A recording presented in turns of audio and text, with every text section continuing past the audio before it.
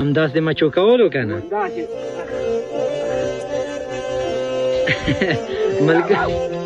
نرخ ولسوالۍ ته راغلي یو. یاره ځمکې هم فضل خدای لرم ته اوس دروغ وایم چې نسته د الله پاک راستې نسته پکې بیان خو به نه وي آینده کې چې مالداري وساتئ مطلع سره بس وضعیت کوئ لمانځه بس اوبو ته اچوئ. قدرمن لیدونکو نرخ ولسوالۍ ته راغلي یو.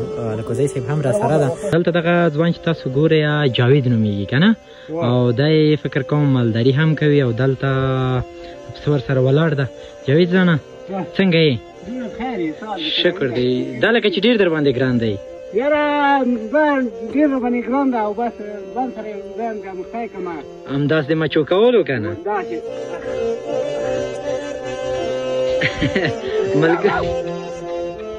ملګرو دا کلیوالي ژوند ده او کلیوالي ژوند کې نو مینه وي او خوشحالي وي آرامي وي.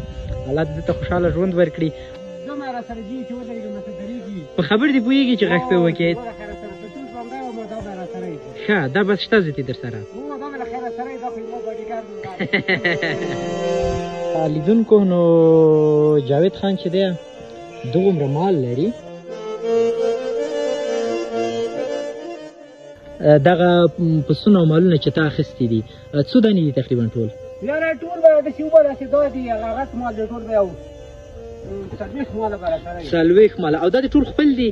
و دا مې ټول خپل دي و ښه بېشکه. څومره سرمایه دې پې بنده کړې ده په دې ټولو؟ یاره داسې ووایه چې یو 3 لکه مال څلور لکه داسې دا یوازې اخلي او بېرته یې خرڅوي که ساتې څومره وخت درسره ساتې څومره وروسته؟ دا اخلم چې دغه پسونه چې دي دا کوچني وي دا پسونه مې دي دا کله اختر ته بوسم چې الله رضا وه ښه دا اختر ته باسې وله مې سره اخلم هغه دوه سریانې مې دي هغه به خیر سره انده کې ویدې کړم هغه سپین و سپین به ویدې کړم سره پوه اخله او خرڅوی نو دوی خو همدا ژوند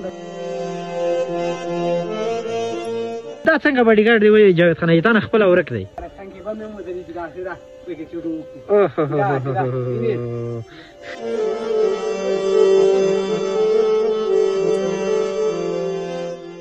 نور مصروفیت چې لري یعنې ځمکې باغونه یاره ځمکې هم فضل خدای لرم ته اوس دروغ وایم چې نسته د الله پاک راستې نسته پکې خدای دې ښې ډېرې درکړي. یو بله چې دی له واده نه له خپلوۍ نه له ښه بل نه پې بند یو سره د مالدارۍ نه نو څنګه همدغه مین خو به نه وي؟